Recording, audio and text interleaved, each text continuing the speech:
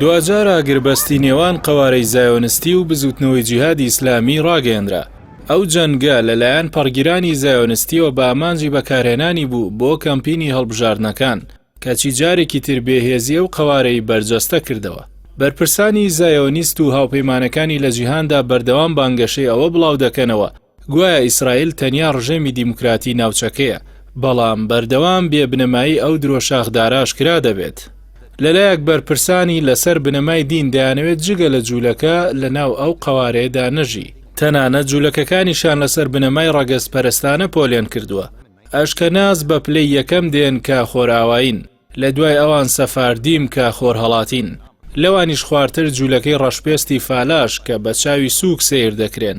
ئەوە جگە لە دژاتی هەر جوولەکەیەک لە دژی تیۆری ڕێکخراوی زایۆنستی بێت. ئەوە بووەتە بنەمای گوتاری گشتگیری زایۆنستەکان کە بۆ کەمپینەکانی هەڵبژاردن و نیشاندانی ئاستی دڵسۆزیان بۆ قەوارەکەیان هەر کەس و لایەنێکیان زیاتر بتوانێت خوێنی فەڵەستینیەکان بڕێژە و مافیان پێشێل بکات هەلی سەرکەوتنی زۆرترە.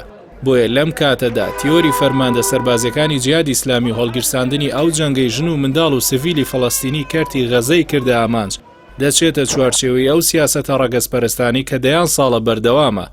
لە کاتێکدا دەسەڵاتی فەڵەستینی ئەندامی دادگای تاوانە نێودەوڵەتیەکانە و دەیان دۆسیەی پێشکەشی ئەو دادگایە کردووە کەچی ئەو دادگایە پشتگوێیان دەخات. بەڵام ئۆکرانی ئەندامی ئەو دادگایەش نییە و لە ماوەی مانگێکدا 42 لێکۆڵەری خۆی ناردە وڵاتە بۆ بەدواداچوونی تاوانەکانی ڕووسیا. لەوانەش ئابڕووبەرانەتر هەڵوێستی هەمیشەی ئەمریکا و بەریتانیا کە کوشتاری فەڵەستینیەکان بە مافی بەرگری لە خۆکردنی ئەو قەوارەیە لە قەڵەم دەدەن و شەرعیەت بە قڕکردنیان دەدەن. بەرپرسانی زایۆنیست لەم جەنگەدا جارێکی تر شکستیان تۆمار کردەوە. ئەم جارە بزوتنەوەی حەماس نەچوە ناو جەنگەکەوە. تەنیا جیهادی ئیسلامی و قەوارەی ناچار کرد ئاگربەستی خێرا قبول بکات، چونکە سەرڕای ئەو پێشکەوتنە تەکنەلۆژی و پشتیوانیە بێسنوورەی خۆراوە ناتوانێت جەنگی درێژخەیان ئەنجام بدات، بە تایبەتی ڕۆژانە بڕی 45 ملیۆن دۆلار خەرجی سوپاکەیەتی.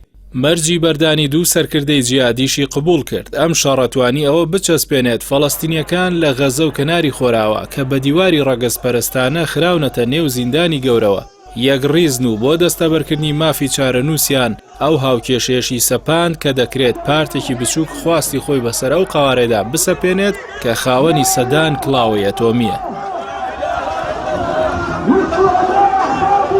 أطفال الحديث